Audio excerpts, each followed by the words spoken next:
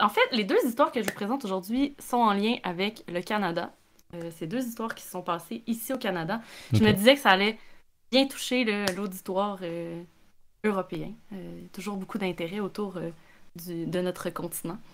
Donc, l'histoire de ce soir se passe durant l'été 1917. Ok. On a un peintre qui s'appelle Tom Thomson, drôle de nom, qui est décédé, en fait, alors qu'il est allé en canot se promener dans les bois. Oui, parce que les bois peuvent avoir des rivières, là. C'est une rivière dans les bois, là, finalement. Et on a retrouvé le canot, mais on n'a jamais retrouvé le corps de Tom Thomson. Et le coroner aurait décrété que c'était une noyade accidentelle, mais ce n'est peut-être pas la véritable cause de la mort. Est-ce qu'on veut plus de détails sur le contexte mystérieux de cette mort? Ah bah clairement. Donc là, tu es en Oui, train de me dire que ils ont retrouvé le canoë, ils ont pas retrouvé oui, le corps, et ils ont déduit exact. d'une noyade juste avec ça en fait. Oui, Ok, exactement. ça marche. Donc, bon, je vous mets un peu en contexte, là. Ok. Tom Thomson, c'est un des peintres canadiens les plus influents du 20e siècle.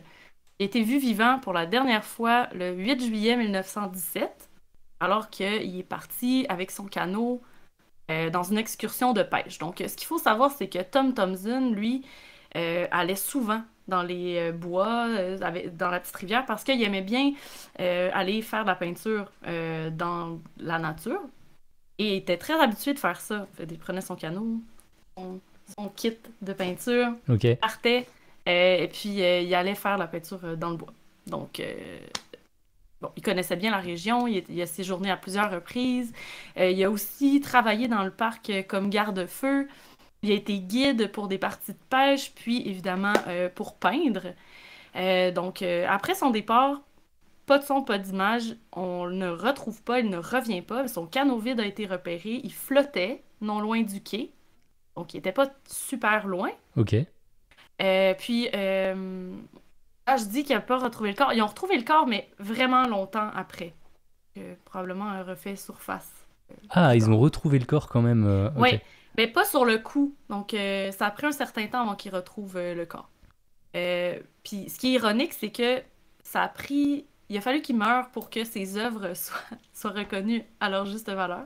Ouais, parce que tu dis que Avant, ouais. tu dis que c'est un peintre ultra influent en fait du Oui, siècle dernier, du 20e siècle, c'est ça? exactement. Oui. Mais j'en Donc, ai jamais entendu il a parler. fait.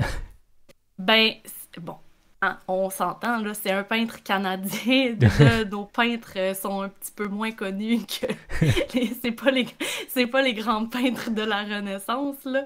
Mais ça reste que ces peintures, est-ce qu'on dit ça, des peintures? Ces œuvres, Ouais, des voilà. peintures, ouais, ou Ces des œuvres. toiles, ces œuvres Ouais. sont exposées dans plusieurs galeries d'art là, au travers du Canada, dont dans des édifices publics, notamment, des écoles, des édifices parlementaires. Puis il y a toujours une foule de visiteurs parce qu'il y a comme un aura de mystère autour Hmm. de sa mort. C'est peut-être ça aussi qui l'a fait Ouais, connaître tout ce mystère en fait.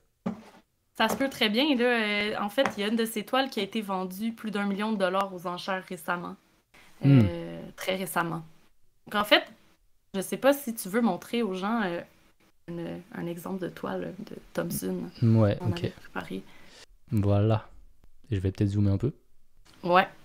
Donc il s'inspirait beaucoup de la nature. C'est justement pour, ça va avec ce que j'ai dit tout à l'heure là. Il allait souvent seul en canot dans la nature pour peindre. Puis les thèmes de ses peintures, c'est généralement autour de bon nature morte, mais aussi tout ce qui est en fait, ce qui se passait au Canada dans ce temps-là, c'est qu'il y avait énormément de coupes d'arbres pour l'électricité, puis aussi pour créer des... Parce que, bon, le Canada, c'est grand, hein, il y a beaucoup de forêts, puis il faut détruire des forêts pour pouvoir faire du papier, pour pouvoir créer des villes. Donc, il y avait énormément de transformation là, du territoire dans ce temps-là. Puis, il a fait plein d'œuvres là, à propos de ça, là, des coupes à blanc qu'on appelle là, par Hmm. chez nous. Donc, ce qui est mystérieux, c'est qu'on ne sait toujours pas la façon dont il est réellement mort. On ne sait pas non plus l'identité de la personne qui a découvert son corps, parce que c'est pas écrit dans les rapports. On ne sait pas non plus comment, ben, dans quel état il se trouvait. Puis même, on sait pas où il a été inhumé. On sait juste qu'il est mort, en fait. Ah Dans les ouais. rapports, dans les archives, il n'y a rien. Ouais, il n'y a aucune C'est en indication quelle à année? propos de ça. 1917. Ok. Quand même surprenant, sachant qu'il y a des archives de trucs par chez vous qui datent de bien avant. Hmm. Donc, il y en a qui vont dire que c'est un accident, il y en a qui vont dire que c'est une malchance, il y en a d'autres qui vont dire qu'il s'est peut-être suicidé, il y en a d'autres qui vont dire que c'est un acte criminel, peut-être. Oh, là, ça s'en vient un peu excitant, là, qui pourrait résulter d'un conflit au sujet d'une dette, possible. Ça se peut que ça soit une histoire d'amour ou des opinions sur l'effort de guerre, parce qu'en fait, 1917, on est en plein dans la Première Guerre. Puis, bon, les Canadiens ont été dépêchés plus tard, disons, sur les lieux de différentes batailles, mais il y avait beaucoup de gens qui étaient contre envoyer des Canadiens à la guerre, puis il y en a qui étaient pour. Donc, il y avait des divergences d'opinion assez importantes à propos de ça. Puis en fait, il y a un autre mystère qui vient par-dessus, c'est qu'on sait pas vraiment s'il est encore où il a été enterré. C'est fou ça en Il fait, y en a qui pensent... qu'il Ouais, n'y ait aucune info. non, il y a absolument aucune info. C'est quand même spécial là, que quelqu'un meure, quelqu'un d'influent, et qu'il y a absolument... Il y a eu une enquête, mais on ne retrouve pas les documents. Absolument pas. Donc, il y a toutes sortes de gens qui se posent énormément de questions, puis ça l'a suscité beaucoup la curiosité de ses proches, aussi de la sphère artistique, comment ça se fait qu'il est disparu comme ça. Il y a eu énormément de gens qui se sont proposés pour investiguer ce cas-là, pour essayer de trouver qu'est-ce qui aurait pu se passer par rapport à sa disparition, parce que, bon, il y a des choses qui font du sens, puis il y a des choses qui font pas de sens. Par exemple, il y a très peu de chances qu'il se soit suicidé, parce que les gens autour de lui ont été sollicités pour discuter de sa vie, ses problèmes potentiels, tout ça. Puis il semblait pas avoir rien par rapport à ça. Ça peut être aussi quelque chose de super plate, là, genre il s'est fait manger par un ours. Ouais. C'est vrai qu'on est au Québec. Oui. Oui. Mais en fait, non.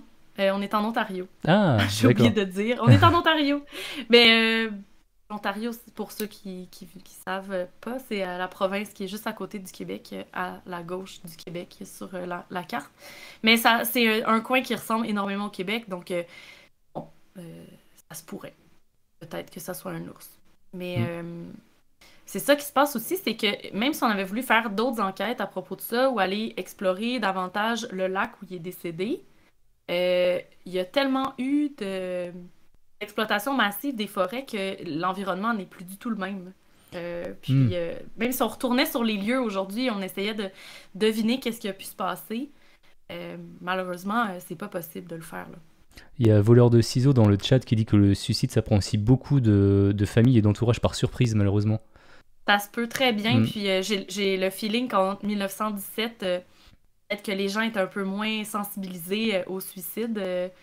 Je sais pas, c'est une bonne théorie, effectivement. Ça se pourrait. Bah, il n'y avait pas d'hotline à l'époque quand t'allais mal. Non, exactement. C'était un peu difficile. Par contre, c'est sûr que lui, il chassait aussi, il pêchait. Est-ce que ça aurait pu être une flèche perdue? Est-ce que ça aurait pu être un braconnier? Est-ce que ça aurait pu... un braconnier, par exemple, qui serait prêt à n'importe quoi pour cacher ses actes illégaux? Ouais. Il s'est peut-être fait prendre au mauvais endroit, au mauvais moment. Ça, c'est quelque chose qui se peut. Ouais, il a peut-être vu quelque chose qu'il aurait pas dû voir. Peut-être, exactement. Puis tu sais, c'est un emplacement qui est assez isolé. Est-ce que ça peut être des Autochtones? Tu sais, au Canada, il y a énormément de populations autochtones, puis il y en avait encore plus. Plus on recule dans le temps, plus il y en avait. Donc, comme c'est un endroit très isolé dans la forêt, on sait pas, peut-être qu'il a voulu aussi disparaître pour échapper à l'enrôlement militaire. Il avait l'âge requis, en fait? Oui. Ah, d'accord. Exactement. Il est né en 1877. Donc, si on fait le calcul, il y avait comme 40 ans. Ok.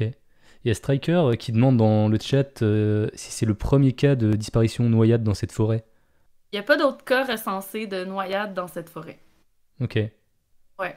C'est sûr que c'est un lac, c'est tranquille. Donc, théoriquement, il n'y a pas tant de danger À moins qu'il se soit passé quelque chose, là. Mais c'est pas un environnement où, par exemple, il y aurait des vagues ou des animaux marins, nécessairement, là. Disons, l'ours en question. Il aurait quand même fallu que l'ours se rende en plein milieu du lac, là. Explosible. Je Oui, ne sais parce que pas. il a vraiment été retrouvé en plein milieu du lac, quoi. Oui, flottant, Hmm. la face dans l'eau. Mm. Ouais, après, comme dit voleur de ciseaux, ouais, un accident est vite arrivé, en fait, hein, et L'accident il est arrivé. t'as personne pour avec qui contacter. Et oui, effectivement, Michael, il n'y avait pas de portable pour appeler les secours en 1907, quoi. Ouais, 917, mais quand même 1917. pas. Hmm. Non, exact. J'ai peut-être d'autres indices à vous donner.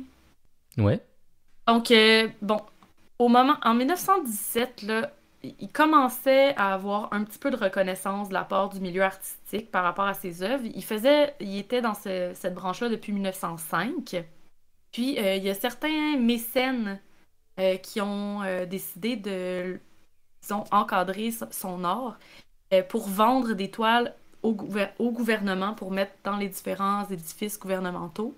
Puis il commençait à recevoir des critiques très positives par rapport à ses œuvres à ce moment-là, en 1917. Puis il semblait vraiment sur le point de passer au niveau suivant, comme on ouais. dit, dans sa carrière. Euh, c'est étrange parce que presque immédiatement après sa mort, il y a des amis proches de la communauté qui se sont regroupés et qui ont parti ce qu'on appelle le groupe des sept. Et ce groupe-là a suscité énormément d'intérêt. C'est comme un espèce de collectif là, artistique. Puis ça, c'est quand même connu. Le groupe des sept, là, c'est comme si peut-être quelqu'un aurait voulu prendre la popularité à sa place, le tasser. Est-ce qu'il y a quelque chose à voir avec le groupe des sept? C'est assez difficile à dire. Il y a tellement de choses qui sont plausibles. Puis on n'a toujours absolument aucun indice. Puis en fait, je leur dis, on sait même pas s'il est enterré ou il devrait être enterré. C'est fou, ça. Et est-ce qu'on sait si quelqu'un a profité, en fait, de cette mort, au final? C'est une excellente question. Je suis pas allée jusque-là dans ma recherche parce que ce qu'il faut savoir, c'est que ce mystère-là fait partie d'un site qui s'appelle greatcanadianmysteries.ca. J'ai Ok. sorti mon meilleur anglais pour vous. C'est un site où on peut retrouver des mystères historiques avec toutes les données au complet dont les historiens auxquels les historiens ont accès. Puis vous-même, en tant que fan du Rendez-vous de l'étrange, vous pouvez vous rendre sur le site puis aller lire toutes les correspondances qui sont au dossier, tous les indices qu'il y a. Vous pouvez aussi rechercher, lire les différentes hypothèses. Vous pouvez même donner vos propres hypothèses à partir de votre lecture. Donc, on vous mettra le lien peut-être éventuellement, Ouais, quelque part. pas de souci, on le mettra dans la description du podcast. Ouais. Ok, mais c'est très intéressant en tout cas, hein. Donc, c'est vraiment cool, mais il y a du matériel pour, je veux dire, faire de la recherche pendant des mois là, sur le site. Donc, j'ai lu les différentes disons, hypothèses. Je suis pas encore certaine de bien comprendre qui aurait pu lui en vouloir, mais en même temps, des fois, les jeux d'influence, surtout dans le milieu où ça touche un peu la politique, on sait jamais. Qu'est-ce que t'en penses? Bah, malheureusement, je pense qu'on saura jamais en fait réellement ce qui s'est passé parce que c'était quand même Mm. il y a plus de 100 ans. Mhm. Mais c'est vrai que c'est quand même très bizarre. Et après, moi je suis plus, je sais pas, je le sens en mode accident. Après, est-ce que c'était un lac Non, c'est un lac, donc il y a pas Ouais, de vague, il y a pas de. non, Ouais, c'est ça qui est. Je sais pas, franchement, c'est vraiment au- au- bizarre. il était en train de pêcher au plein Ouais, milieu d'un lac. théoriquement, c'est ce que...